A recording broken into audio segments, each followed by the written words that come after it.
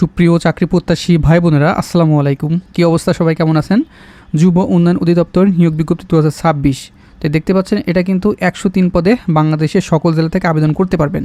তো এই আবেদন বিষয়ে আমি A to Z আলোচনা করব। এই যে দেখতে পাচ্ছেন, এটা কিন্তু অফিসিয়াল ওয়েবসাইট। এখানে কিভাবে আবেদন করবেন এবং কি ভুল করলে আপনার আবেদনটি বাতিল হবে সেটাও কিন্তু দেখে নিতে পারবেন। সেজন্য এই ভিডিওটি মনোযোগ সহকারে দেখবেন। তো আবেদন বিষয়ে দেখানোর আগে চলুন আমরা সার্কুলারটি একটু দেখে নিই। এটা কিন্তু যুব উন্নয়ন অধিদপ্তর সম্পূর্ণ সরকারি নিয়োগ বিজ্ঞপ্তি, বিশাল একটি সার্কুলার, এটা কেউ মিস করবেন না। আর সবচেয়ে মজাদার বিষয় হচ্ছে এই যে অফিস সহায়ক পদ 103 পদে বাংলাদেশের 64 জেলা থেকে নিজ উপজেলায় পোস্টিং নিয়ে চাকরিগুলো করতে পারবেন। প্রত্যেক উপজেলায় যুব উন্নয়ন অধিদপ্তর অফিস আছে, সেই অফিসে আপনি চাকরিটি করতে হবে বা চাকরি হবে আপনার। ঠিক আছে, প্রথম দিকে অন্য উপজেলায় পোস্টিং হতে পারে। যদি আপনার নিজ উপজেলায় খালি থাকে তখন প্রথমেই আপনার নিজ উপজেলায় পোস্টিং নিতে পারবেন। যদি খালি না থাকে পরবর্তীতে আপনি নিজ উপজেলায় ট্রান্সফার হয়ে চলে আসতে পারবেন। তো এখানে সর্বনিম্ন SSC পাশ করলে আবেদন করতে পারবেন। যে কোনো শিক্ষিত বোর্ড হইতে মাধ্যমিক স্কুল সার্টিফিকেট বা সমান পরীক্ষা উত্তীর্ণ হলে আবেদন করতে পারবেন। আপনার বয়স 18 থেকে 32 বছরের ভিতরে হলে আবেদন করতে পারবেন, পুরুষ এবং মহিলা উভয়ে। ঠিক আছে, আর আপনি যে কোনো শাখা থেকে আবেদন করতে পারবেন, সেটি আর্টস, কমার্স, সায়েন্স, ভোকেশনাল, মাদ্রাসা, কারিগরি থেকে আপনি পাশ করলে আবেদন করতে পারবেন। আর আরেকটা বিষয় হচ্ছে, এখানে কোনো উচ্চতা বা আপনার কোনো বডি ফিটনেস লাগে না, শুধুমাত্র আপনি SSC পাশ করলে হবে। যে কোনো উচ্চতা, যে কোনো বডি ফিগারে আপনি আবেদন করতে পারবেন, কোনো সমস্যা হবে না। ঠিক আছে, আর এটা সম্পূর্ণ অনলাইনে আবেদন করতে হবে। এই যে আমি আবেদনের লিঙ্ক বলে দিচ্ছি, এই যে dyd.teletalk.com/bd এই ওয়েবসাইটের মাধ্যমে আবেদন করতে হবে। আর এখানে আবেদন ফি, এখানে টেলিটক চার্জ 56 টাকা। এই যে আবেদন কিন্তু শুরু হয়ে গেছে, এটি শেষ কিন্তু 1 মে 2026 বিকাল 5টা। এর আগে অবশ্যই আবেদনগুলো কমপ্লিট করে নিতে পারবেন। তো এখানে শুধু আবেদন করে বসে থাকলে হবে না, ভালো করে প্রিপারেশন কিন্তু নিতে হবে। এই যে আবেদন করার পরে ভালো করে প্রিপারেশন নেওয়ার জন্য আমাদের একটি সাজেশন তৈরি করা আছে যুব উন্নয়ন অধিদপ্তরের জন্য, শুধুমাত্র অফিস সহায়ক পদের জন্য। এখানে চূড়ান্ত সাজেশন, PDF মূল্য 100 টাকা, বাংলা, ইংরেজি, গণিত এবং সাধারণ জ্ঞান সকল বিষয় দেওয়া থাকবে।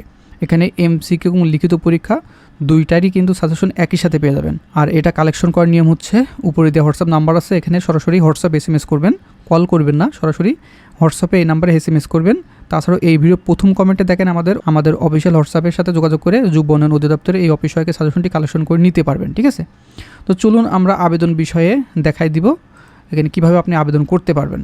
তো আপনি গুগলে সার্চ করবেন dyd.teletalk.com/bd, সার্চ করার পরে কিন্তু এর অফিসিয়াল ওয়েবসাইট চলে আসবে। এখানে প্রথমে অ্যাডভার্টাইজমেন্ট, প্রথমে ক্লিক করলে আপনি যে নিয়োগ বিজ্ঞপ্তি সেটা কিন্তু দেখে নিতে পারবেন। এই যে পদের নাম অফিস সহায়ক, 103 জন লোক এখানে নিবে। তারপরে অ্যাপ্লিকেশন ফর্ম, এখানে ক্লিক করলে আবেদন কিন্তু তথ্য চলে আসবে। এখানে চেক মার্ক দিয়ে নেক্সট বাটনে ক্লিক করে দিবেন। দেওয়ার পরে অ্যাভেলেবেল পোস্ট, পদের নাম লেখা থাকবে, অফিস সহায়কে ক্লিক করে নেক্সট বাটনে ক্লিক করে দিবেন। দেওয়ার পরে দুইটা অপশন পাবেন, এখানে ইয়েস অথবা নো, অবশ্যই নোতে ক্লিক করে নেক্সট বাটনে ক্লিক করে দিবেন। দেওয়ার পরে আপনার এখানে চলে আসবে অ্যাপ্লিকেশন ফর্ম। এটা কিন্তু সুন্দর করে নির্ভুলভাবে পূরণ করতে হবে। যদি একটি অক্ষর বা কোনো কিছু ভুল যায়, আপনার কিন্তু চাকরি থেকে বাদ পড়ে যাবেন, পরবর্তীতে কিন্তু ঝামেলা হবে। সেই জন্য এই ভিডিওটি একটু মনোযোগ সহকারে দেখুন। হ্যাঁ, প্রথম হচ্ছে নেম অফ দ্য পোস্ট, মানে পদের নাম অফিস সহায়ক। আর আরেকটা কথা বলি, আপনারা যারা এটা ভালো করে পূরণ করতে না পারেন বা আপনার সমস্যা হয়, তাহলে আমাদের একজন লোক রাখা আছে, ওনার সাথে যোগাযোগ করে সুন্দরভাবে নির্ভুলভাবে আবেদন করে নিতে পারবেন। উপরে দিয়ে দেখেন হোয়াটসঅ্যাপ নাম্বার আছে, শুধুমাত্র আবেদন করার জন্য ওই হোয়াটসঅ্যাপ নাম্বারে আপনার যোগাযোগ করবেন। ঠিক আছে, উপরে দেয় স্ক্রিনে যে হোয়াটসঅ্যাপ, শুধুমাত্র আবেদন করার ক্ষেত্রে কল করবেন না, শুধুমাত্র হোয়াটসঅ্যাপে বলবেন ভাই আমি যুব উন্নয়ন অধিদপ্তর অফিস সহায়কে আবেদন করতে চাই, সেখানে আপনি আবেদন করে নিতে পারবেন ঘরে বসে থেকে। তো আমি দেখা দিয়েছি বেসিক ইনফরমেশন কীভাবে পূরণ করবেন। তো প্রথম আছে অ্যাপ্লিকেন্ট নেম, এখানে আপনার নাম ইংরেজিতে দিতে হবে। তারপরে আবেদনকারীর নাম বাংলায়, আপনার নাম এখানে বাংলায় পূরণ করতে হবে। ফাদার্স নেম, আপনার পিতার নাম ইংরেজিতে লিখতে হবে, পিতার নাম এখানে বাংলায় লিখতে হবে। তারপরে মাদার্স নেম, এখানে ইংরেজিতে লিখতে হবে, আপনার মায়ের নাম এখানে ইংরেজিতে লিখতে হবে। তারপরে মাতার নাম বাংলায়, এখানে বাংলায় লিখতে হবে। ঠিক আছে, প্রথমে আপনার নাম ইংরেজিতে, তারপর বাংলায়, আপনার পিতার নাম মানে আপনার বাবার নাম ইংরেজিতে, তারপরে বাংলায়, তারপর মায়ের নাম ইংরেজিতে, তারপরে বাংলায়। সুন্দর করে নির্ভুলভাবে কিন্তু এগুলো লিখতে হবে। তারপরে ডেট অফ বার্থ, অবশ্যই এটা মনোযোগ সহকারে ভুল যাতে না যায়। আপনার জন্ম তারিখ বা জন্ম সাল বা জন্ম মাস, তিনটাই কিন্তু দিতে হবে। এটা কোথায় পাবেন? আপনার সার্টিফিকেট অনুযায়ী কিন্তু এটা বসাতে হবে। আপনার সার্টিফিকেটে কিন্তু জন্ম তারিখ বা সম্পূর্ণ ডেট অফ বার্থ দেওয়া আছে, ওইটা দেখে এখানে বসাই দিবেন। এই যে এখানে প্রথমে আপনার মান্থ, ঠিক আছে, মাস, তারপরে আপনার তারিখ, তারপরে ইয়ার বসাতে হবে, উল্টো করে একটু উল্টো, ঠিক আছে, এটা কিন্তু মনোযোগ সহকারে দেখে নেবেন। তারপর ন্যাশনালিটি বাংলাদেশি, এখানে কিছু লেখা থাকবে না, এখানে বাংলাদেশি অপশন দেওয়া থাকবে। তারপরে রিলিজিয়ন, আপনি যে ধর্মের অনুসারী সেটা সুন্দর করে নির্ভুলভাবে দিয়ে দিবেন। যারা হিন্দু তারা হিন্দু, তারপরে যারা ইসলাম এখানে ইসলাম দিয়ে দিবেন। তারপরে জেন্ডার, এখানে পুরুষ এবং মহিলা উভয় আবেদন করতে পারবেন, বিবাহিত এবং অবিবাহিত উভয় আবেদন করতে পারবেন। সকল জেলা, 64 জেলা থেকে নারী পুরুষ সকলে এখানে আবেদন করার সুযোগ থাকছে। যারা ফিমেল সিলেক্ট করে দিবেন, যারা মেল তারা মেল সিলেক্ট করে দিবেন। ন্যাশনাল আইডি কার্ড, যাদের ন্যাশনাল আইডি কার্ড আছে তারা ইয়েস দিবেন, আজ এখানে এই ঘরে ন্যাশনাল আইডি নাম্বার দিয়ে দিবেন। আর যাদের ন্যাশনাল আইডি নাই এই নো অপশন দিবেন, এবং অবশ্যই বার্থ রেজিস্ট্রেশন নাম্বার থাকতে হবে। বার্থ রেজিস্ট্রেশন নাম্বার এই ঘরে ইয়েস দিয়ে এই বার্থ রেজিস্ট্রেশন নাম্বার ঘরে আপনার জন্ম নিবন্ধন নাম্বারগুলো সুন্দর করে নির্ভুলভাবে দিয়ে দিবেন। এখানে ন্যাশনাল আইডি কার্ড না থাকলেও সমস্যা নেই, শুধুমাত্র বার্থ বা জন্ম নিবন্ধন নাম্বার দিয়ে আবেদন করা যাচ্ছে, সমস্যা হবে না। তারপরে পাসপোর্ট আইডি যদি থাকে দিবেন, না হলে নো দিয়ে দিবেন। ম্যারিটাল স্ট্যাটাস, এখানে যদি আপনার ম্যারিড হন অবশ্যই ম্যারিড অপশন সিলেক্ট করে স্পাউস নেম, এই ঘরে আপনি পুরুষ প্রার্থী হলে আপনার স্ত্রীর নাম দিয়ে দিবেন, আর আপনি যদি মেয়ে প্রার্থী হন আপনার স্বামীর নাম এই ঘরে দিয়ে দিবেন। আর যারা সিঙ্গেল অবশ্যই তারা সিঙ্গেল সিলেক্ট করে দিবেন, ওইগুলো লেখা লাগবে না। আর মোবাইল নাম্বার, এটা কিন্তু খুবই গুরুত্বপূর্ণ, আপনার মোবাইলে কিন্তু অ্যাডমিট কার্ডের বা পরীক্ষার SMS যাবে, আপনি সবসময় যে নাম্বারটি ব্যবহার করছেন এই যে মোবাইল নাম্বার ঘরে ওটা বসাই দিবেন, যাতে আপনি SMS আসলে টের পান, অ্যাডমিট কার্ড আসলে উঠাতে পারেন সঙ্গে সঙ্গে। তো সেটা আপনার কনফার্ম একই নাম্বার 2 ঘরে বসাই দিতে হবে নির্ভুলভাবে। প্রথম মোবাইল নাম্বার দিবেন, তারপর কনফার্ম মোবাইল নাম্বার একই নাম্বার 2 ঘরে দিয়ে দিবেন। ইমেল অ্যাড্রেস, আপনার ইমেল ঠিকানাটি ইমেল অ্যাড্রেসের ঘরে দিয়ে দিবেন। কোটা, আপনার যদি কোটা থাকে দিবেন, না হলে নট অ্যাপ্লিকেবল সিলেক্ট করে দিবেন।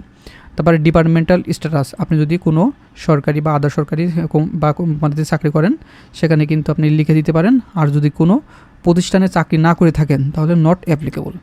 ঠিক আছে, এইগুলো সুন্দর করে নির্ভুলভাবে পূরণ করবেন। পূরণ করার পরে কিন্তু এখানে আসবে প্রেজেন্ট অ্যাড্রেস বর্তমান ঠিকানা, এবং পার্মানেন্ট অ্যাড্রেস স্থায়ী ঠিকানা। একটু মনোযোগ সহকারে দেখবেন। হ্যাঁ, এখানে কেয়ার অফের জায়গায় আপনার পিতার নাম দিতে হবে, না হলে আপনার মাতার নাম, না হলে আপনার বড় ভাই বড় বোনের নাম।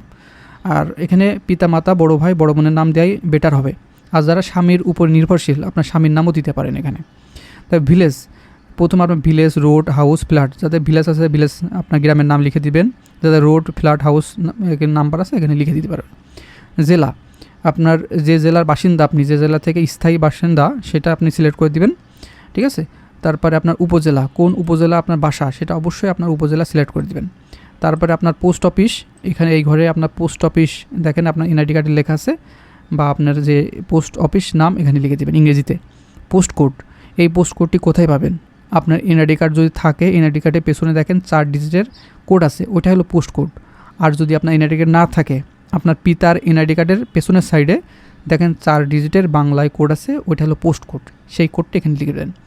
আর সবচেয়ে মজাদার বিষয় হচ্ছে যারা এখানে স্থায়ী ঠিকানা দিবেন তারা এই যে same as a present address এখানে ক্লিক করলে আপনার এটা অটোমেটিক পূরণ হয়ে যাবে, এটা আর লেখা লাগবে না। ঠিক আছে, আর আপনারা একটা বিষয় মনে রাখবেন, এই যে বর্তমান ঠিকানা এবং স্থায়ী ঠিকানা একই দেওয়ার চেষ্টা করবেন। এই যে বর্তমান ঠিকানা আপনি যদি ঢাকায় থাকেন, আপনার স্থায়ী ঠিকানা যদি গ্রামে থাকে, পুলিশ ভেরিফিকেশনে কিন্তু সমস্যা হয়ে থাকে, সেজন্য আপনার যেটা স্থায়ী ঠিকানা সেটা বর্তমানে দিবেন, এবং স্থায়ী ঠিকানা তো ওইটাই সেম অ্যাজ এ ক্লিক করলে সেম হয়ে যাবে, তাহলে আপনার পুলিশ ভেরিফিকেশন সমস্যা হয় না, হ্যাঁ, ঝামেলা হয় না। সেজন্য আপনার বর্তমান ঠিকানা যেটা সেটা দুইটাই একই দেওয়ার চেষ্টা করবেন। তারপরে এডুকেশনাল কোয়ালিফিকেশন, এই যে এসএসসি লেভেল এক্সামিনেশন এখানে এসএসসি সিলেক্ট করে দিবেন, যারা দাখিল, তারপরে ভোকেশনাল, ঠিক আছে, তারপরে আপনার আদার্স যেগুলো আছে সেগুলো আপনার এখানে সিলেক্ট করে দিতে পারবেন, সকলে কিন্তু আবেদন করতে পারবেন। রোল নাম্বার, আপনার যেটা এসএসসি রোল সেটা আপনি এই ঘরে দিয়ে দিবেন ইংরেজিতে। সাবজেক্ট, আপনি কোন সাবজেক্টে পাস করছে বা কোন গ্রুপ থেকে, আর্টস, কমার্স, সায়েন্স কিংবা আপনি আদার্সে সিলেক্ট করে আপনার এখানে সাবজেক্টটা লিখে দিতে পারেন যদি আদার্স অন্য কিছু থাকে। ঠিক আছে, এগুলো কিন্তু নির্ভুলভাবে দিতে হবে। তার বোর্ড, আপনি কোন বোর্ড থেকে পাস করছেন সেটা কিন্তু আপনি এখানে লিখে দিতে পারেন। উন্মুক্ত বিশ্ববিদ্যালয় থাকলে আপনি ওপেন ইউনিভার্সিটি দিতে পারেন এখানে। তাছাড়া আপনি কোন বোর্ড থেকে পাস করছেন সেটা আপনি সিলেক্ট করবেন, এখানে দিয়ে দিবেন।